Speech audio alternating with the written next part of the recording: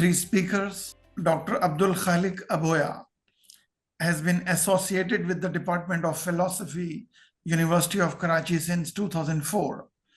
His research interests include hermeneutics, philosophy of education, and Islamic intellectualism in the subcontinent. My first question is to Dr. Abdul Khaliq Aboya. Dr. Aboya, we see that the community of scientists in the world of science plays a very significant role for the promotion and advancement of science and technology.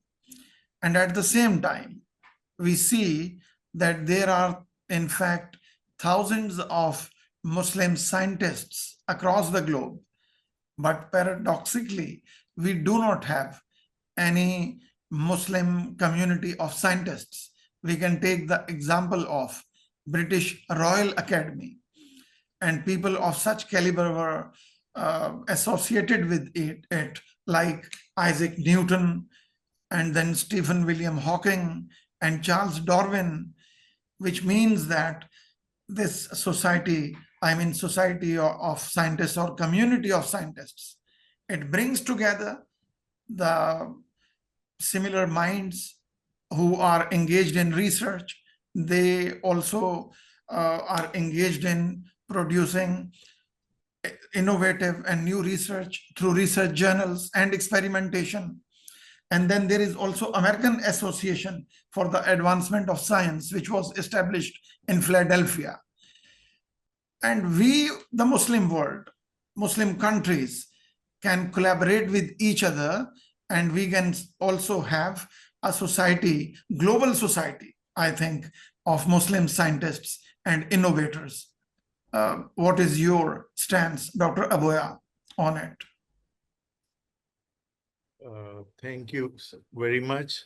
Assalamu alaikum. And I'm thankful to the organizers of this conference who have provided us an opportunity to collaborate in such an academic endeavor. And I would like to begin my response by, as you have said that, as you have referred to some scientific societies, right? So I would like to refer to the scientific society established by Sir Syed Ahmad Khan in 1864. And as far as the scientific innovations are concerned, the most important thing is that we have to collaborate, as one of the theme of this conference suggests or tends to convey. When Sir Syed established a scientific society in Ghazipur, I think in 1864. So in the same year, Darwin's Origin of a Species was published, and there was a member of a scientific society, I think Eliot, C.S. Eliot, who suggested the translation of Origin of a Species, because the reason behind the development of scientific society by Sir Syed is to come across to the Western ideas or the Western notions of science and development or the literature, whatever they have. So because it was at that time a developed nation in some sense of the term. So he just wanted to have an interaction, a sort of intellectual interaction among, between, one can say that between the subcontinent philosophical ideas and the Western ideas. So the proposal or the suggestion given by Eliot had to meet a decline by the, one can say that by some of the members of the committee. And the reason is that they were of the view that if they will teach theory of evolution, Darwin's theory of evolution, or if it will be translated, then it is likely to create some problems for, or it is a sort of hurdle in the way of Islam, because they think that this is likely to deviate. And another event which took place in 2017 in Turkey, right? When it was suggested that although Turkey was a signatory of some agreement from the numerous Islam countries, and they consented to teach evolution, but in 2017, they have eradicated altogether any theory of evolution from their curriculum. And the reason is similar. So even if you see, then more than a century ago, we are not ready to accommodate Western ideas, and we always try to reject. There is a segment in our society, we often try to reject things simply on the basis of the reason is that because it is from the Western world, it is of material nature, and it is something which is detrimental for Islamic intellectualism. So this research or academic, this is not research or academic attitude, which is very, I think, damaging. So if we are sincere or if we are serious to collaborate among the Muslim cultures, we have to be bias free. And this is something, for instance, if you refer to Sir Sayyid's article in Tehzeebul Akhlaq, from the inferior state to the superior state of man, it reflects a sort of theory of evolution. If you refer to Shah Waliullah, if you have a chance to see his notion of irtifaqat, it is a very delicate idea of human social organization in which there are phases through which humans can develop. So the most important thing is that the difference is of perspective. The difference is of perspective. For instance, Sir Sayyid's perspective of evolution, or Shah Waliullah's perspective of evolution, is rooted in the divine truth. It is rooted in the idea of God, while Darwin's idea of evolution is quite random. So this is the difference. So we can come across to different cultures, and then we will be able to develop, or we will be able to collaborate among Muslim cultures.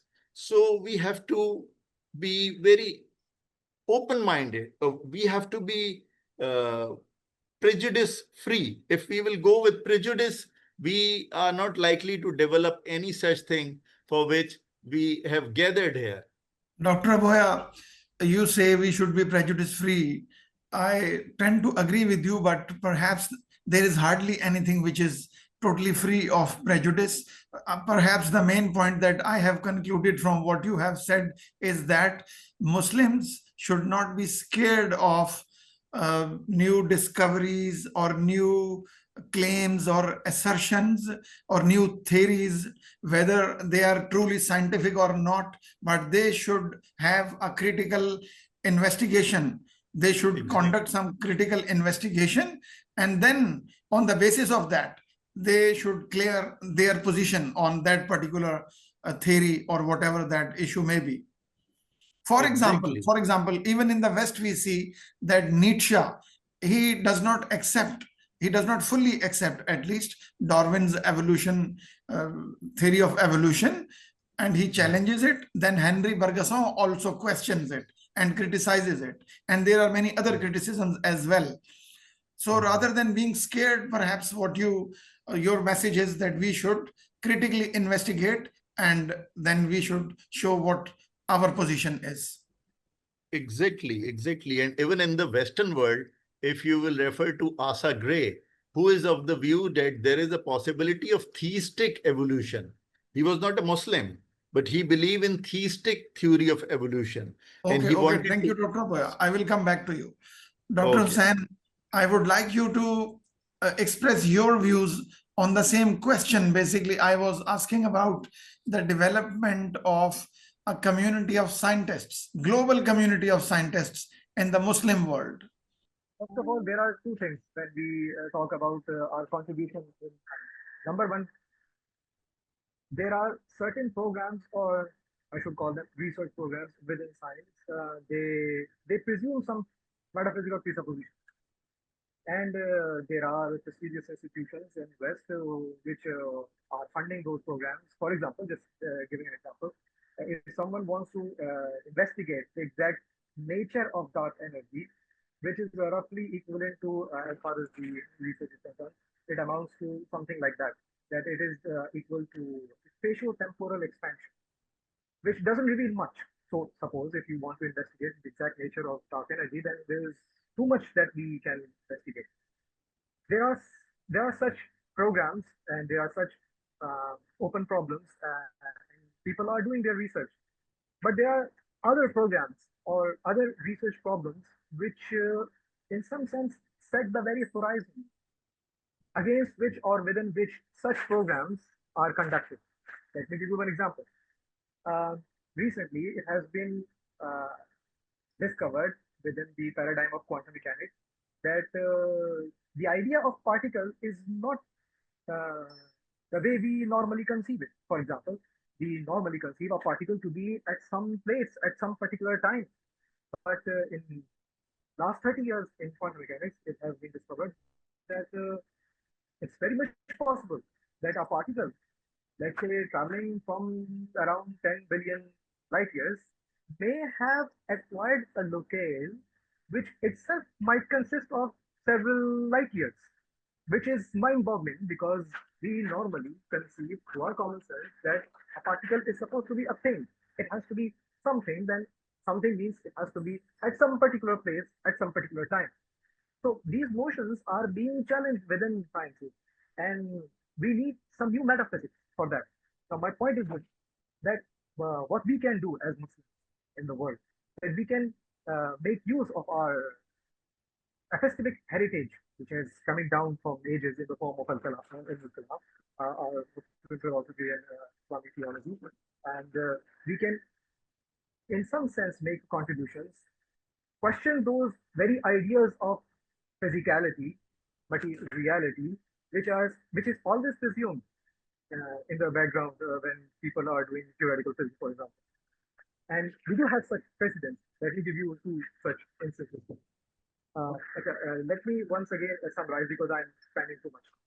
I'm talking about right now the possibility of questioning the very horizons of research programs, not just the research program itself.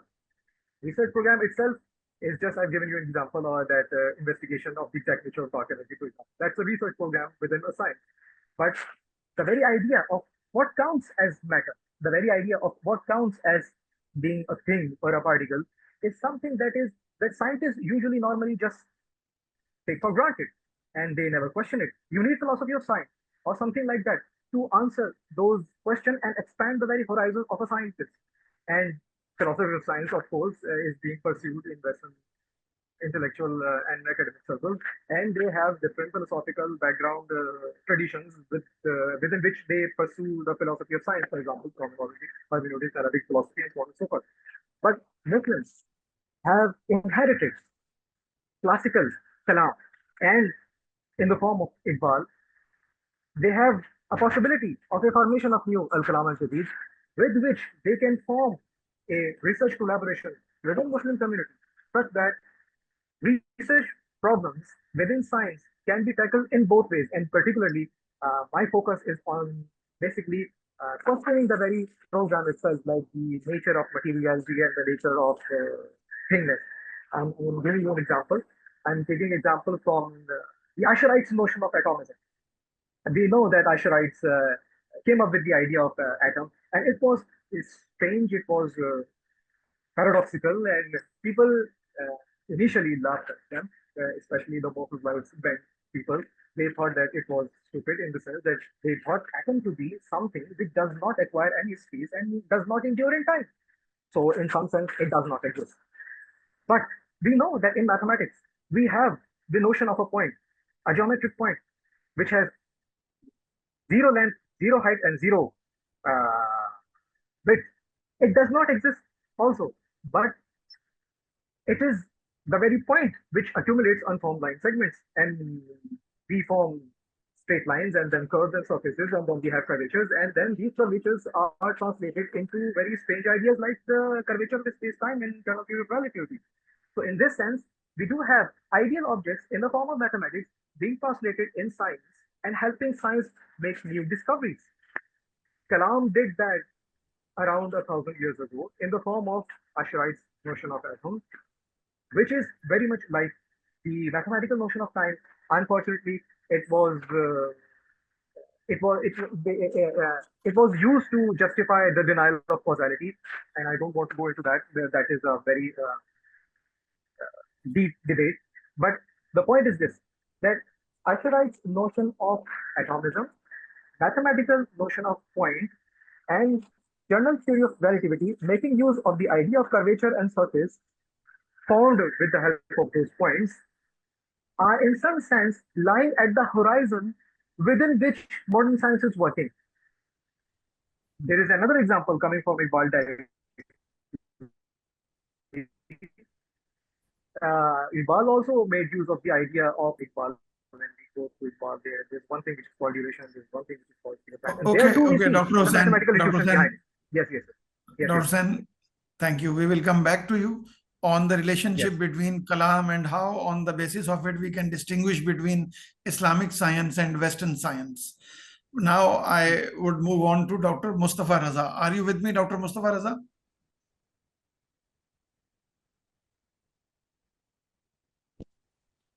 Dr. Mustafa? Yes, sir, I am here. Can you hear me, Okay. sir? Yes, Mustafa, you are audible. Thanks. Okay, my question to you is that if we consider capitalist technology, capitalist science and technology, or modern science and technology, which is mainly capitalist, by the way, then by that point of view, nature is understood as a standing reserve. This is a claim famously made by Heidegger. Whereas if we see from Islamic point of view, then nature is understood as a sign of God, as an ayah or ayat of God Almighty. This, I think, is a very clear contrast in two worldviews, that nature understood as an ayah or ayat of God, a sign of God, and nature understood as a standing reserve, as a collection of raw materials. In my personal opinion, as far as the question is concerned, Islamic point of view is different from the point of view which has been presented by the world scholars. There are some guidelines and principles which have been mentioned. Islamic view of knowledge is different from what has been prescribed from the Western scholars or other scholars. Ilm, I think it can't be translated just as knowledge.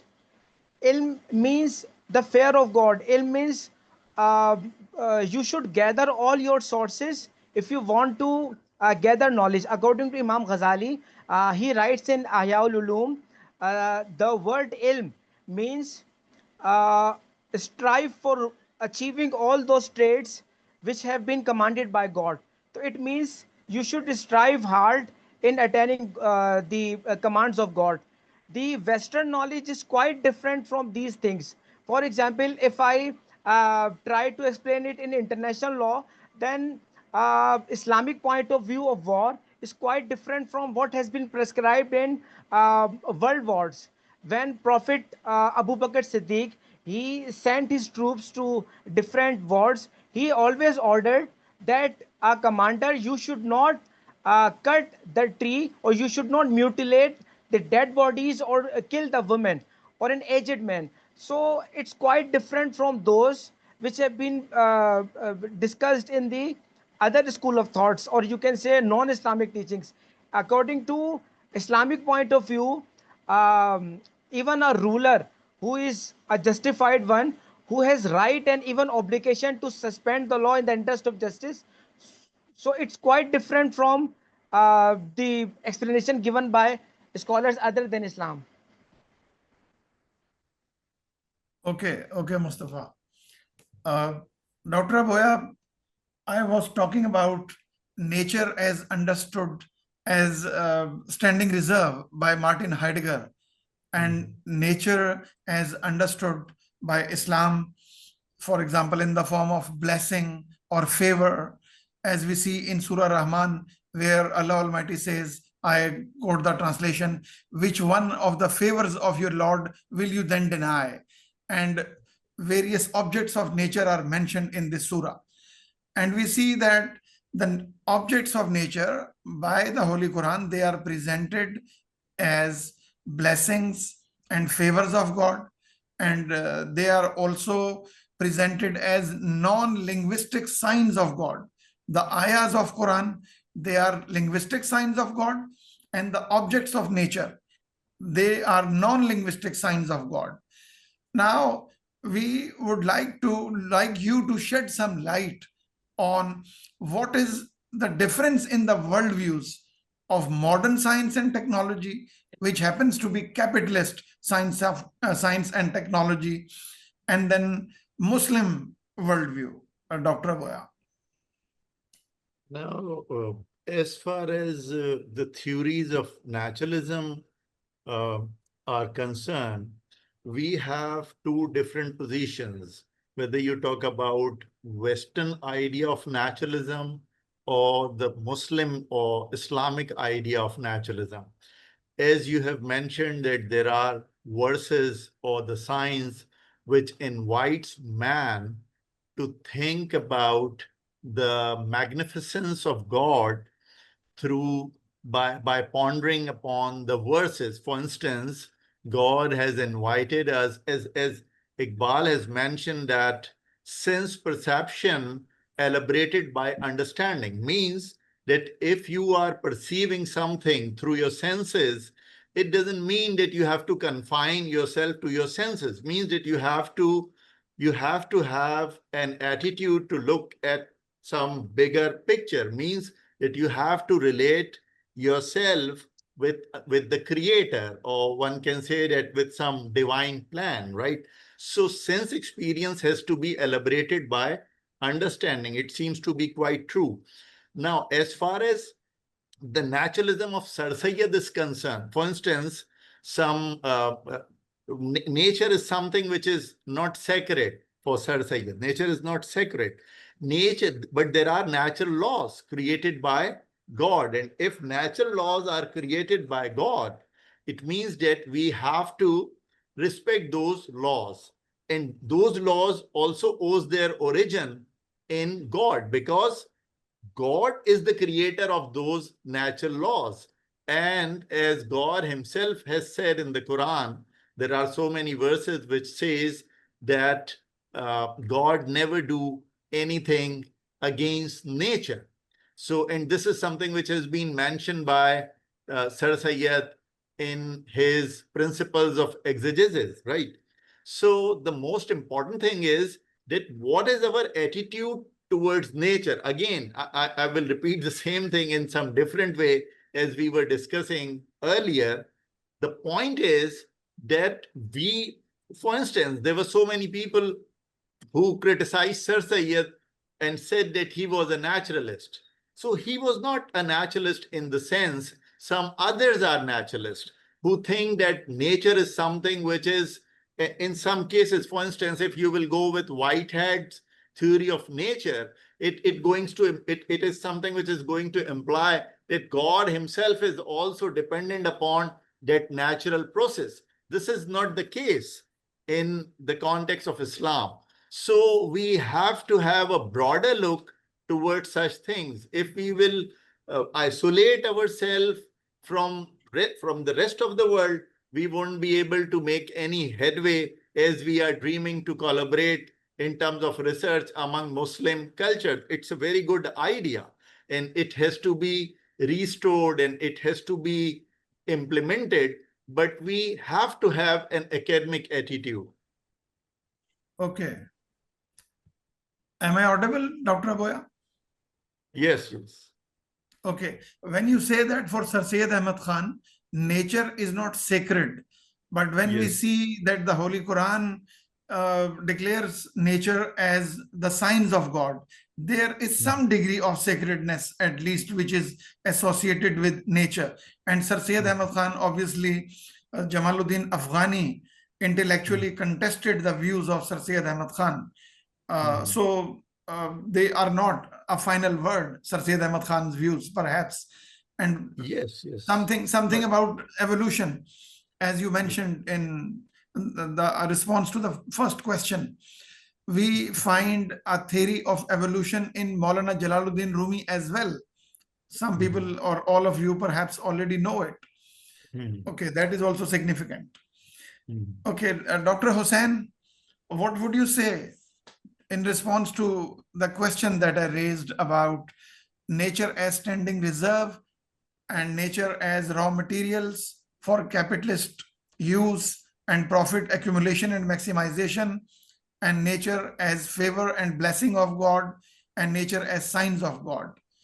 Do you think that they made two different worldviews, or science remains same, whether it is for Muslims or for capitalists? I mean, what is your view? First of all, if we just generalize, we realize that nature can be considered at least in two different ways. Either as an ultimate nexus or background context of things, or background context of place of action. That's it. These are two ways with which we can see nature. Science, I mean the natural sciences like theoretical physics, takes the first view. It takes nature as ultimate background context for things. And when we see social sciences, they normally take nature as the ultimate nexus for the place of action.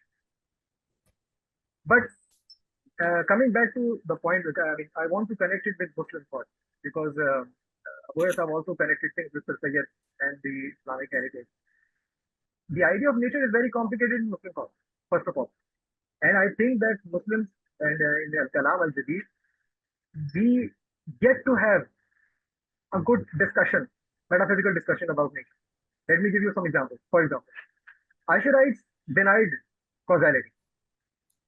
And when you deny causality, it means you are denying that laws of nature are working and governing the universe. And don't forget that Asharite Kalam is the ultimate background context for the Shafi'i usul fiqh. If we go through Ghazali's al-Mustafa, we realize that a major part of his introduction was basically concerned with Kalami demonstrations, and it tilts towards Asharite. Similarly, if we go through Al-Muwafiqat of Shatibi, we realize that Hanafi usul fiqh tilts towards Maturidi. And one denies causality. I mean, the Asharites denies causality, and when you deny causality, you are denying laws of nature. And when you're denying laws of nature, it means you are denying the possibility of any genuine science. Which is why I think, if I am not mistaken, at some point, Parvez Boy said that Asharites and Imam Ghazali, in some sense, destroyed any possibility of a genuine Islamic contribution to sciences as such. On the other hand, we have Maturidites, who are background context for the Hanafi school. They believe in causality. They think that divine justice is reasonable. God does things for some purpose, and nature is the manifestation of that. Then we have the tasawwuf, and don't forget the tasawwuf has become part of Ilmul Kalam after Allama Iqbal. And tasawwuf sees nature as a kind of continuation, because I don't want to charge tasawwuf with the new Platonism, but in some sense, when we go through the whole discourse of Tanazulat-e-Satta, we realize that nature is sacred. It is in continuation with God. God does transcend, no doubt about that. But still, even as being transcendent, some sort of divinity is immanent. Now, that is very complicated to describe what sort of divinity or the aspect of divinity is immanent in nature. But the Sufiana aspect of Muslim understanding of nature consider nature to be sacred. It can't be a stockpile of things. So the Heidegger critique of technology would be in some sense beyond the point, or missing the point according to this whole point of view. But if we take the Asharite point of view, and don't underestimate the Shafi and the Salafi school, because the Muslim mind is filled a major part of the world is either Shafi or Salafi, and they do presume Ashari Kalam. They think that God is constantly governing the universe. Even Iqbal also came very close to that. Once he quoted an ayah from, if I'm not mistaken, Surah Zariyat, where God says,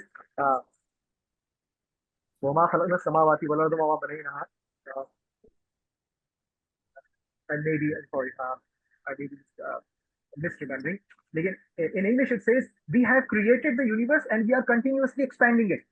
Now, the continuous expansion, Iqbal does indicate in his reconstruction that the continuous expansion of this universe shows that aa rahi hai sadaye kun damadam kun He fayakun, dama something dam like that. sadai kun fayakun. Exactly. Yes, yes.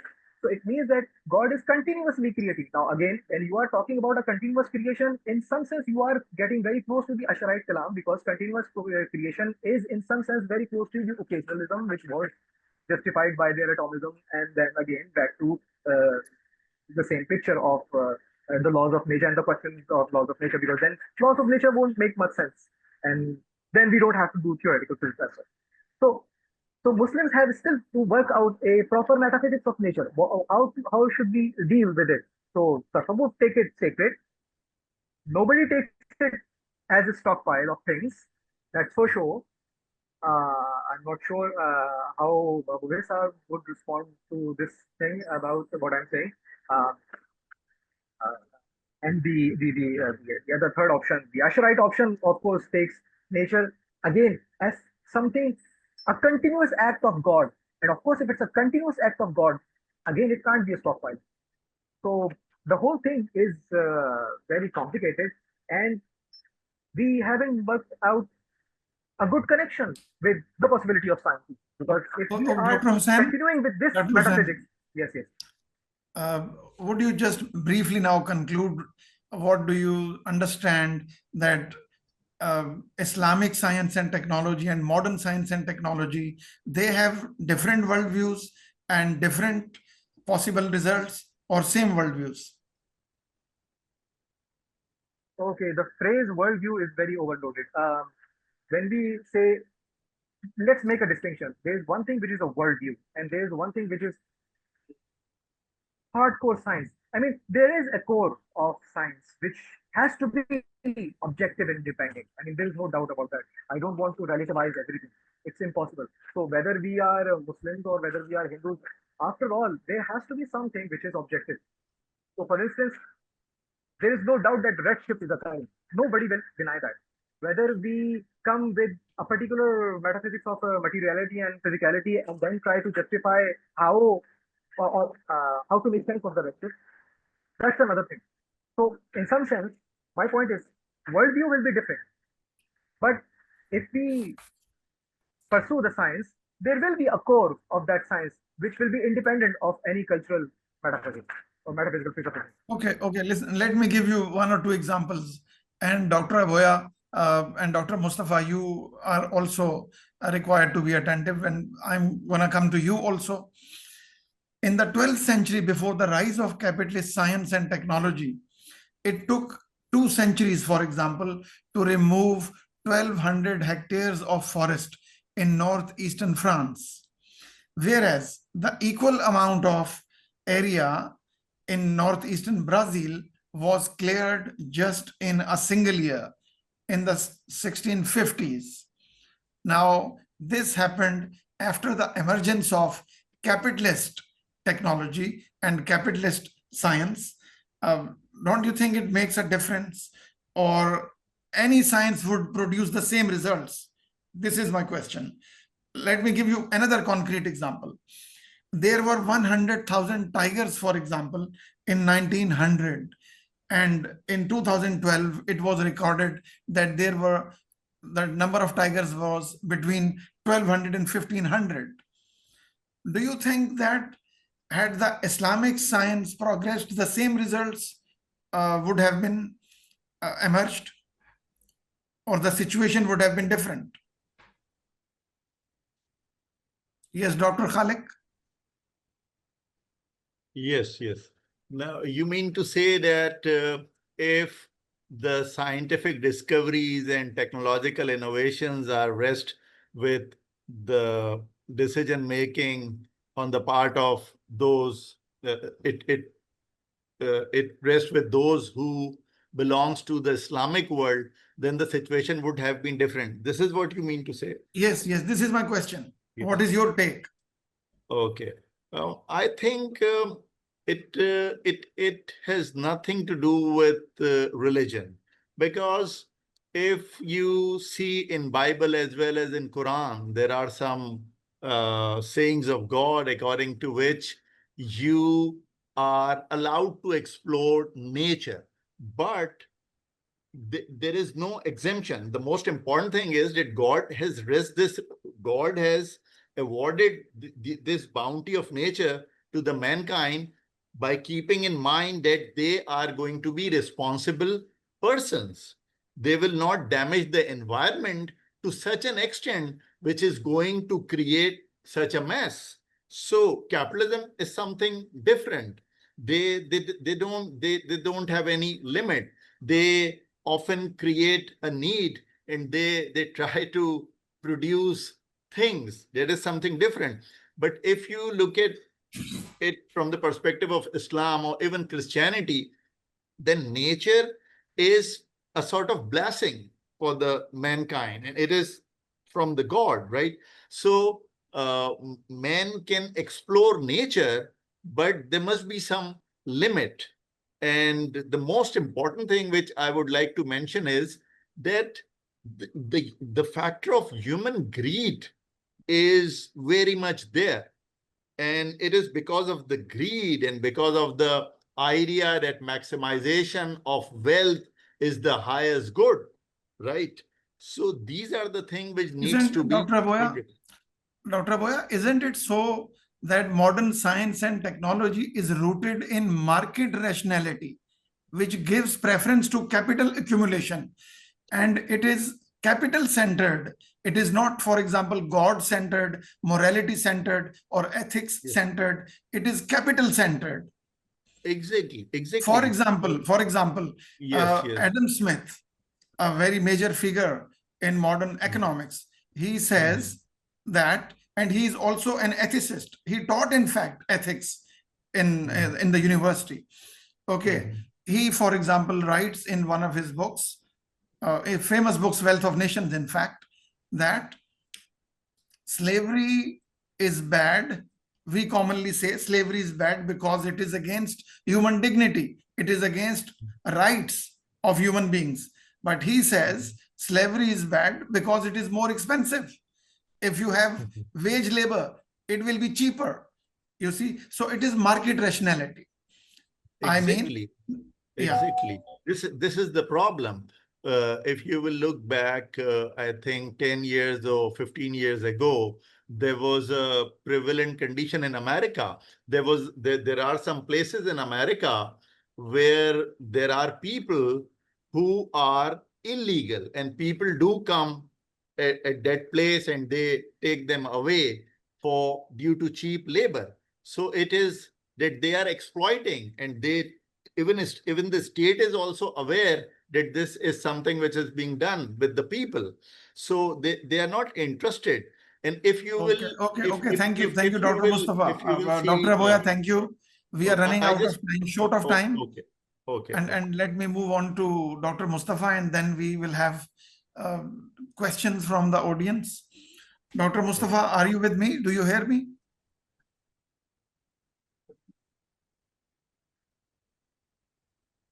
Sir, Dr. can you Mustafa? hear me? Yes, you are audible. I want you to answer to the same question, Dr. Mustafa, about market Sir, rationality. Yes. actually, I think capitalism is rather a economic system where private individual or businessmen own capital production. So the only thing which they think is right is profit motives. What gives them, even one Karl Marx said, if there is a plague and there is coffins all over, so capitalists try to sell coffins at a higher rate. So price, wages, production, these are guided by market forces. Supply and demand works on. In Islam, there is some emphasizes on ethics. even if you are selling something, then you should. Once Holy Prophet Sallallahu Alaihi Wasallam went to a bazaar, he said a companion of Holy Prophet was selling something. He asked him what's lay beneath that thing. He said, Huzur, there are some weight things. So he said, you should reveal it. You should not sell it. So the thing which is called ethics or morality is missing in capitalism. They always prefer, if some workers are demanding that we should have some salary packages, then the owner of the factory will show them a large queue that people are ready to work even half of your wages. So they do not consider whether atom bomb is wrong or right. In Islamic world, Imam Khomeini during 1990s declared a fatwa that even Islamic countries should not prepare atomic bomb. So that is the only thing which has prohibited Iran, that is it has not constructed atom bomb. There should be some morality, there should be some ethics which hasn't been absent in capitalism. Okay, okay. So we would like now to move on to question answer session. I mean, the audience is welcome to ask questions. Can I ask a question? Yes, please go ahead. So my question is, do you think that there's a metaphysics which has been properly formulated in the Islamic sense, which we are going to deal with these things in terms of application? Means what you are trying to understand is basically the current malaise of a capitalistic world order, which may be true not only for Islam, it may be true for Hinduism, or it may be true for any society which is working for a just world order. But the more precise argumentation would have been that if in Islamic current day Islamic ideological systems, or there is the metaphysical system, how can we make that relation? Is it formulated academically or in whatever way in that sense?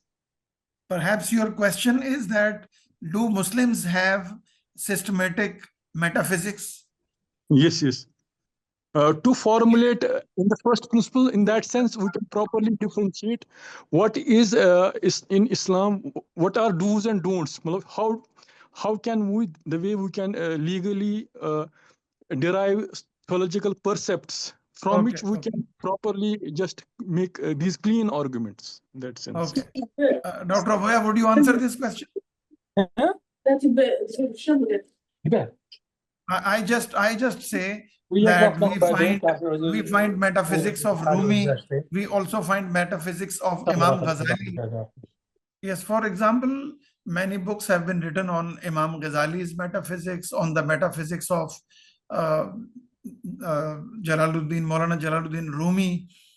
And I very briefly say here that according to Imam Ghazali, a human being have multiple dimensions or multiple elements constitute the essence of human being according to Ghazalian approach.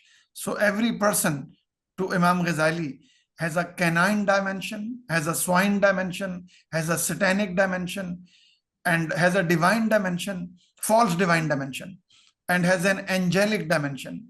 Obviously, if I elaborate on it, it will take at least 30 minutes. So I can only give you a clue, or one can read Dr. Khalifa Abdul Hakim, very famous scholar of the subcontinent, who wrote Metaphysics of Rumi. So there is vast literature on metaphysical approaches of various Muslim philosophers. But I agree with what you are trying to say, but my point was the way there is a theoretical physicist also. I'm trying to say in the contemporary approach, the recent developments in the theoretical physics, in the evolutionary biology. So in that sense, have we contextualized metaphysical ideas and related them in a 21st century sense? That way I'm trying to say. Okay, then Allama Iqbal's approach of Khudi, his philosophy of Khudi is also there, from which you can seek guidance.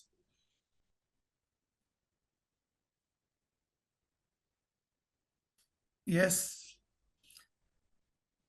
I myself have written published two papers on Iqbal. This is no occasion to elaborate on the ideas of Iqbal, obviously. And for Khudi, I just tell you one thing from his reconstruction lectures, where he says that Khudi is directive energy, is energy in direction. So the nature is the world of Khalq, and the soul of man or woman, I mean human beings, is the Amr of God, is the command of God. So Islamic or Muslim metaphysics, it tells us that human beings has a soul which is the command of God. Exactly. And I for would which like to add. the I would Quran like uses to the add. word Amr. Yes, Dr. Aboya. I would like to add something to this, whatever you have said. As the Islamic metaphysics and Western metaphysics is concerned, when people ask a prophet that what do we mean by ruh or the soul, so in the ayat, in the verse 85, I think of Surah Araf, God has said that it is by the command of God, and tell them that you know about it to whatever has been communicated to you. So all the interpreters of Quran have consensus about the meaning of soul over here. They claim that one meaning of the soul is, one dimension of the term soul is biological, and the other meaning is spiritual or interpretive or intellectual. So it depends upon you, because the diction of the Quran is such that it addresses masses as well as the intelligentsia at the same time. So this distinction is also important. And if you wanted to retain yourself to the biological level, then you can simply go with a Darwinian biological theory of evolution. And if you wanted to go above this, then you can move on to the spiritual side of, or spiritual element in man. Okay, thank you, Dr. Abdul Khaliq Aboya. Now we conclude our session. I think it was quite fruitful, and we tried to understand and distinguish between Islamic science and technology and its rootedness in Islamic ethics, and then Western science and technology and its rootedness in its own unique worldview.